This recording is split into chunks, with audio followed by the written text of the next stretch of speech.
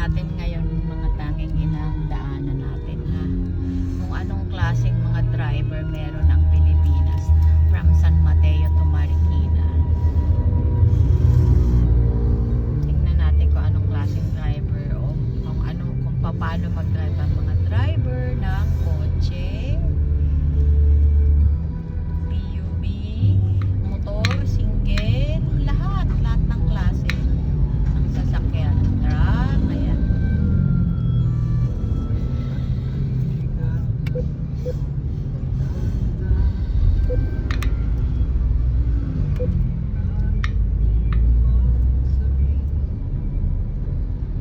Ito na tayo, tagpas na tayo ng SM San Mateo. Try ko din bumisit dyan mamaya bago umuwi. Dalawa ang dadaanan ko San Mateo. Ang SM San Mateo at ang Inco. Yung bilihan ng mga mga, alam mo na, yung pang ano ba? Pang grill, pang ganyan, yung gano'n. Mamaya.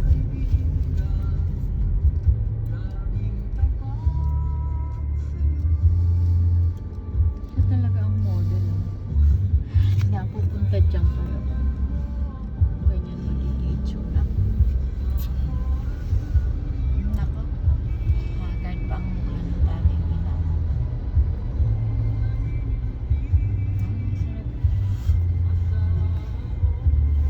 Feeling ko ano lang ako. Bending. Yung mukha 80. Benteng mukhang 80. Look at me na. Tingnan mo si mama anak.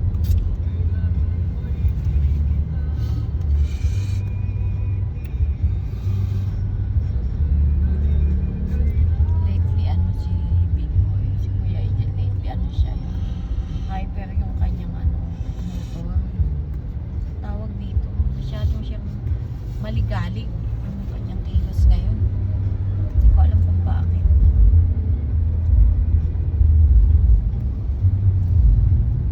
Masyadong maligalig ang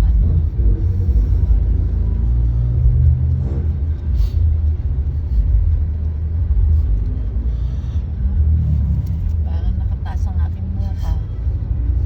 Kailangan to i-flat. Flat mo.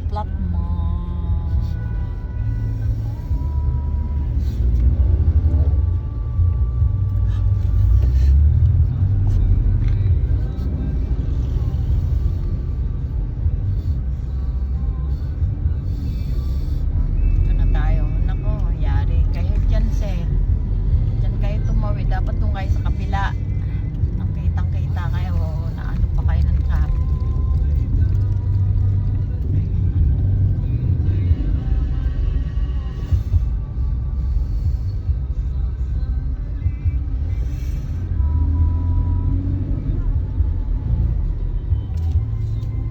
Hindi ko siguro pag ganyan yun. Parang pangit.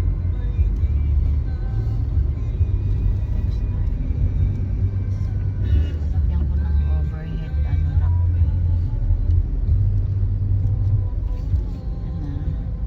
Muna tayo.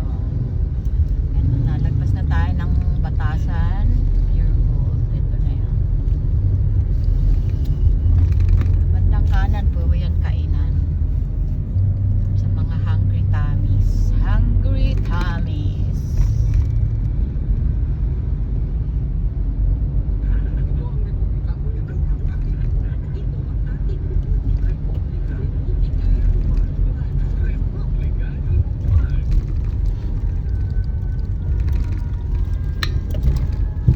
Uy, kahit ko yung mga ganun na pshing.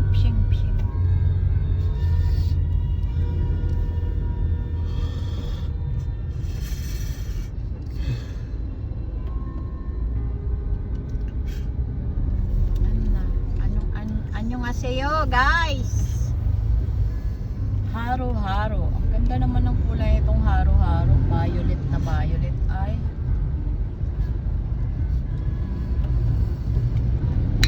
Mahilig kayo maniksik. Mahilig maniksik ang mga driver.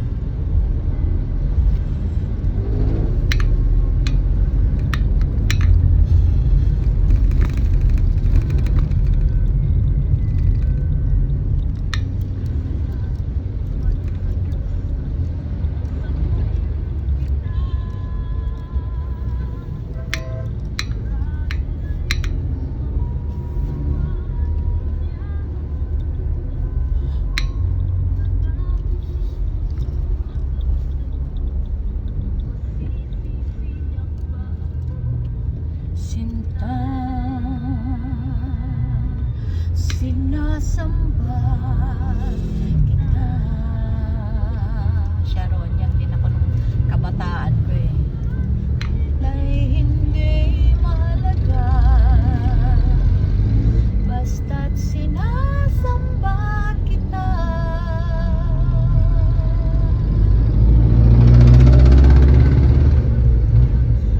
Nadarama.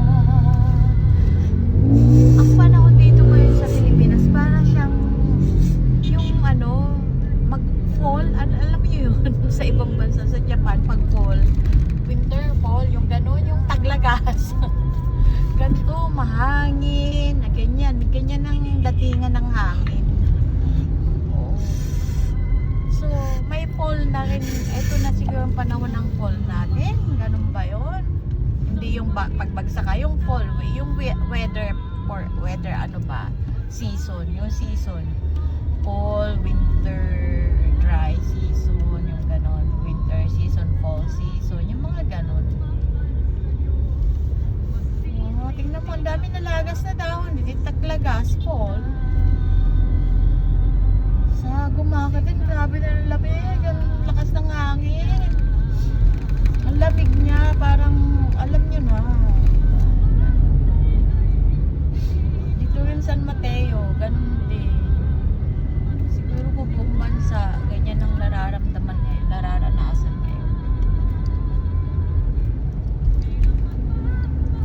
Ang cute talaga na itong ano, every Suzuki na to. Ito. Cute niya.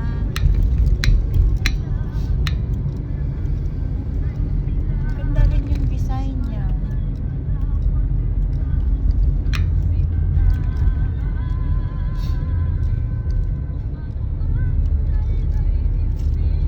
Bakit keep distance?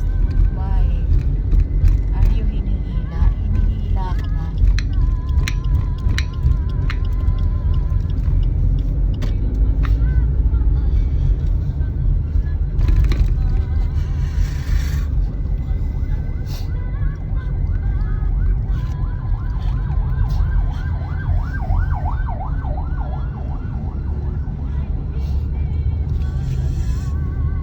Oh, my knees hurt. Yabay. Yabay na to. Yabay talaga. Why my knees hurt?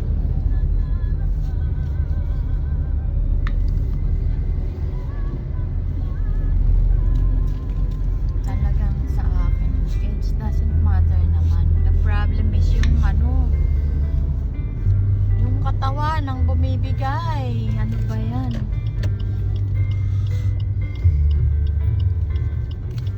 Katawan ko ang bumibigay. Feeling ko talaga ano eh, kayang-kaya pa eh. Pero di na pala. Di na pala, di na pala, di na pala. Mas kaya dito. Mahalin mo pa rin ako.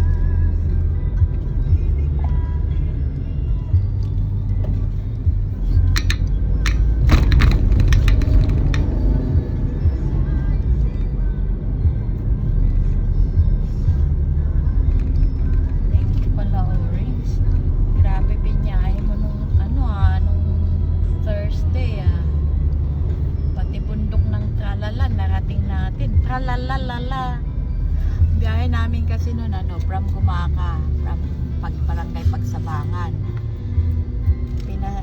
Binaybay namin ang Maharlika Highway, lumabas kami ng Santo Tomas. Kumain kami saglit sa Jollibee. Actually, naghahanap ako nung talagang kainan na parang yung lutong bahay, yung ganun. Wala kami makita. So, napunta kami Santo Tomas Jollibee na. And then, doon ko na chinek yung kung saan yung location ng Mateas Garden. Kasi, bibili nga ako ng ng pananim. Ay, kung bumili, tsaka check ko yung actual nila. Mga grafted na tanim. So, hindi galing na kami, natuklasan na namin yung yung Barangay San Miguel, Santo Tomas, Batangas, yung Mateas Garden. After nun, nagtanong na kami doon kung saan yung papunta namang Laguna kasi gusto kong bumalik ng ng Santa Cruz Laguna, yung ng Pagsanghan Laguna yan. Yung corner nun, yung simbahan mismo ng Pagsanghan. So may nagtinuro sa amin nung stop nung Mateas Garden. Okay, di sabi niya diyan kayo dumaan. Katapat lang din ng Mateas Garden actually yung daan. Rough road siya. Buti na lang hindi umuulan. Mga tanging ina. Kung hindi, nako, tanging ina nyo ay malulubog sa lubak. Baka hindi kayo makapass through. Lumabas kami ngayon ng Bayten ba o Biten ang tawag. Hindi ko maintindihan kung alin sa dalawa. Bayten Laguna. Tapos lumabas kami ng yung Calamba Highway. Yun na yung Calamba ba? Hindi ko rin alam kung talagang Calamba yun kasi ang hirap. Yung aking back ride si Tito Daddy, Tito Saldishore na ewan ko lang. para kaming nagda-drive na mayroon driver, akong driver at the same time kaliwat kanan ng driver. I mean, lusot, ganyan, ganto, kanan, kaliwa, gano'n. So, hindi ko rin alam yung mga lugar na dinaanan ko. Sa wakas, natungtong ko din yung yung pangalan nito, yung lugar na pupuntahan ko, yung yung Santa Cruz Laguna. And then yun, super pagod talaga to si Orange ko. Sa espresso ko, super pagod siya. Nakana niya yung mga ganun daan. First time siya nakaranas ng ganung adventure. Okay naman siya, awa ng Diyos. Ito, kahapon, nilinis ko siya, kaya kagabi, plakda. Hapon pa lang, drain na yung battery ko kasi ang dami kong ginawa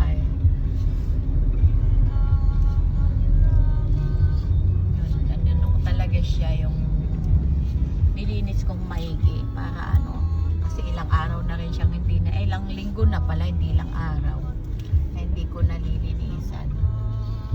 So, ilang ginawa ko sa kanya. Uy, nga pala, baka may mga nakakaalam sa inyo dyan. Gusto ko sana magtanim ng ng magandang punla ng ng grapes tsaka kuri ba yun? Kuri, yung sa Japan. Baka may idea kayo kung saan nakakabili ng magandang punla Gusto ko yung punla ng kuri. Yung maganda yun maganda sa katawan yung kulay green siya. Alam niyo yun, nabilog na medyo mabala-balahibo. Pero once na inom siya, masarap siya. Yung grapes naman, alam ko marami dyan talaga. Pero talagang tsambahan lang makakita din maganda yung pagka-seedling niya.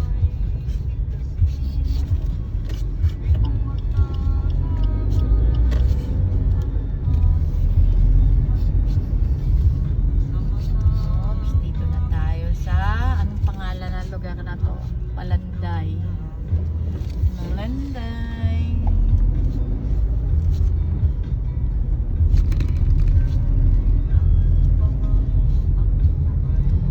Favorite kong motek. Ang ayaw ko lang kasi sa motek, maraming estudyante na yung parang pinag-aaralan lang nila yung sasakyan mo. Ayaw ko nun. Gusto ko yung talagang tadashi na mechanic ang gusto kong gumawa. Yung practicean lang yung sasakyan. Naging practicean lang yun. Ayoko mo.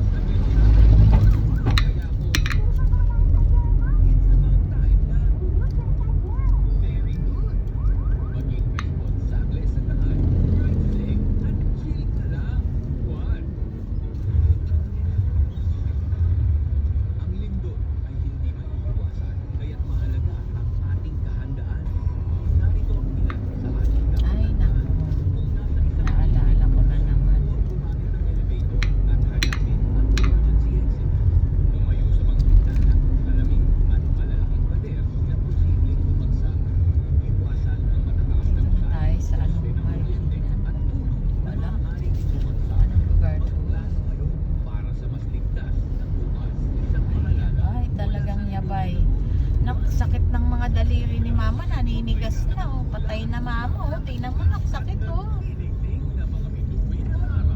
Anak, hilot mo anak, hilot. Oh, thank you anak. Masakit eh. Bakit ba nagkakaganto yung mga connection ng daliri? Bagay, dati pa sa Japan. 30s pa lang ako, nararamdaman ko na to. Yung nanginirot yung mga ano, yung mga tungtungan ng daliri, yung parang naninigas ka na. Bakit kaya nagkakaganto? Ito siguro talaga yung mga buto-buto namin. Lahat kami yata may ganito eh.